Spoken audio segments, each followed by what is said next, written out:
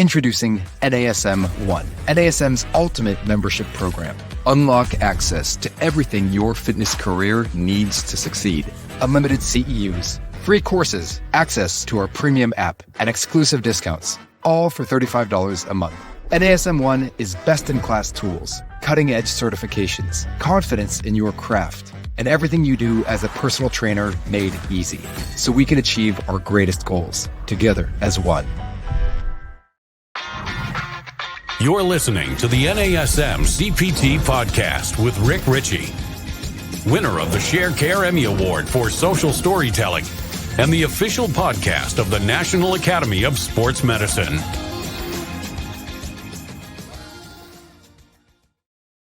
Hey, y'all, and welcome to the NASM-CPT Podcast. My name is Richey, and today we're going to continue with our exploration of the OPT model. And so our last one we did was core. We're moving on into balance within the OPT model. So trying to understand the components of a workout and where they fall in the OPT model, whether it's stabilization, strength, and power, to get a better understanding of what those exercises look like, therefore how I can program those exercises within the model.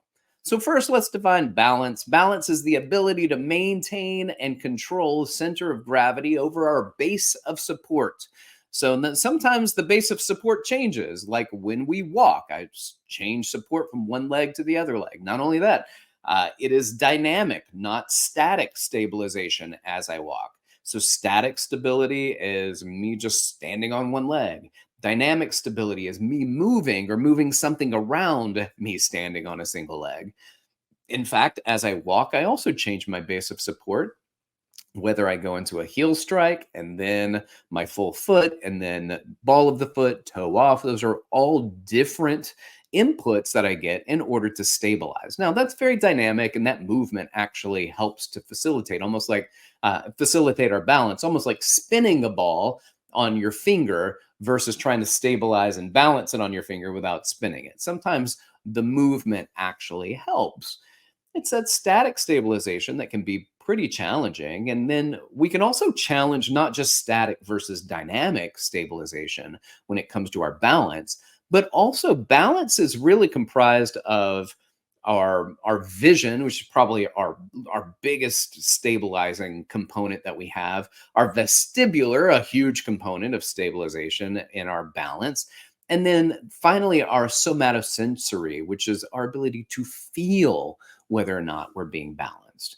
And you can explore this a little bit. So think about just standing on one leg. It's not very challenging for a lot of people to stand on one leg, but close your eyes and then try to maintain the stability. And that actually changes things quite a bit.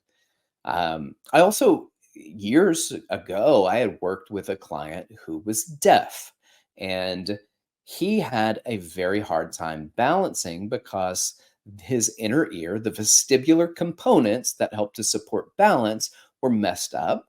And we had to really focus on not just vision and seeing where your body is in space and trying to understand it so that you can make adjustments, but feeling it.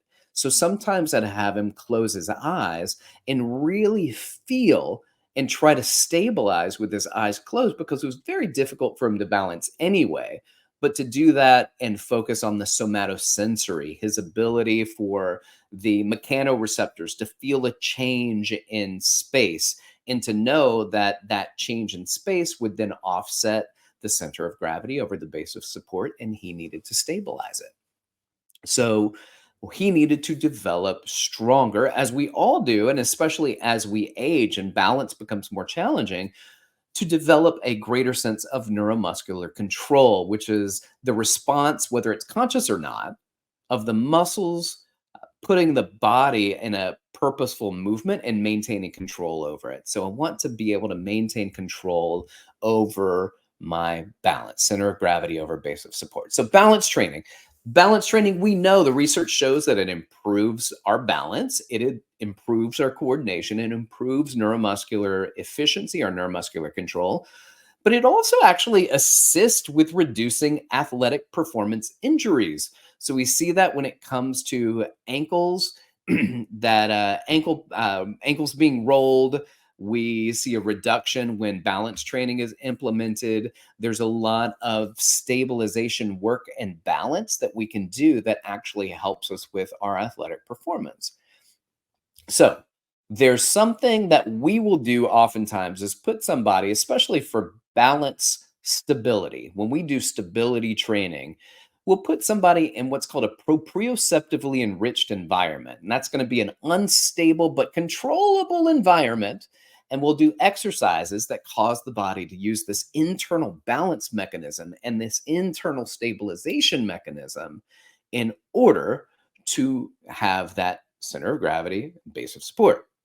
So there are 3 levels to the OPT model, and balance will fall into all 3 levels. So if you're in the stability level and doing balance training, so balance stability, there's going to be little to no movement of your stance leg. So standing on a single leg, and there are progressions where it might be, can you do everything on 2 legs first on a stable surface? And then can you move to 1 leg on a stable surface?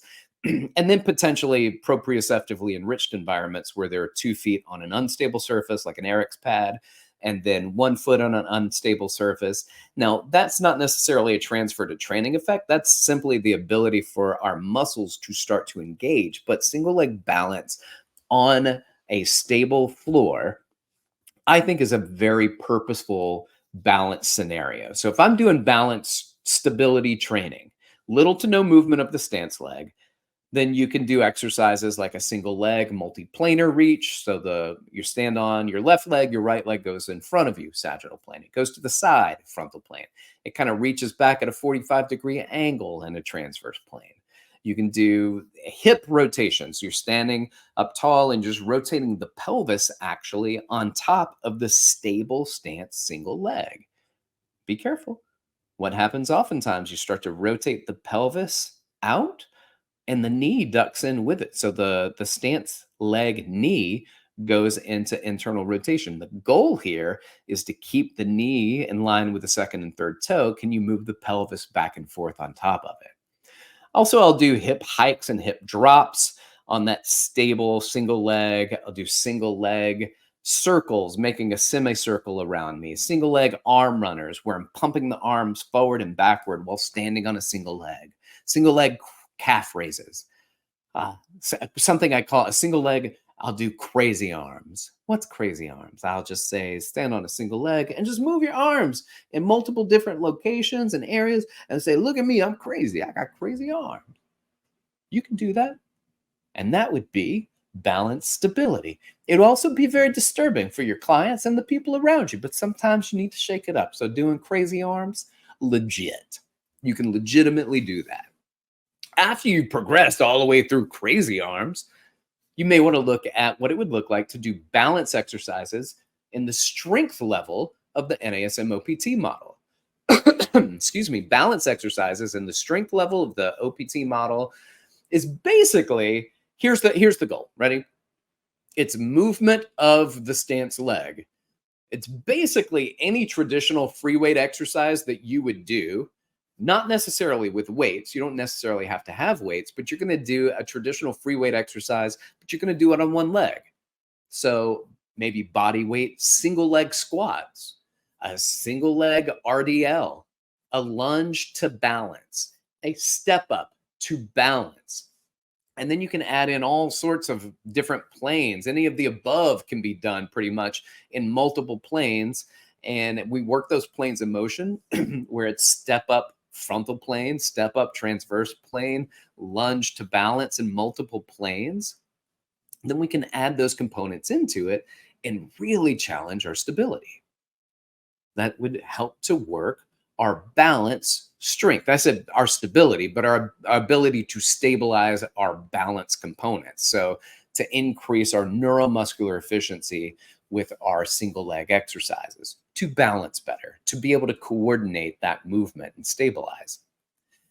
Then there's the plyometric version of balance training, and that would fall in line when you get to the power phase of the OPT model. Your balance exercises are going to be a bit more dynamic. So it's going to include a hop, And a hop is a one leg exercise versus a jump, which is a two leg exercise. So it's going to be a hop, and you're going to hold your landing for about 3 to 5 seconds. So maybe I'm standing on my right leg and I hop over onto my left leg and I do a frontal plane hop. So, or I could just stand there and just jump straight up and then land on my opposite leg and then hold that for 3 to 5 seconds. Then I can start changing planes of motion. I can do sagittal plane, frontwards, hop, hold, 3 to 5 seconds. Can I hop back? 3 to 5 seconds. Frontal plane, side to side, hop from one leg to the other, doing these ice skater type exercises where you hold your landing. You stick your landing and you hold it 3 to 5 seconds before you jump back over or hop back over.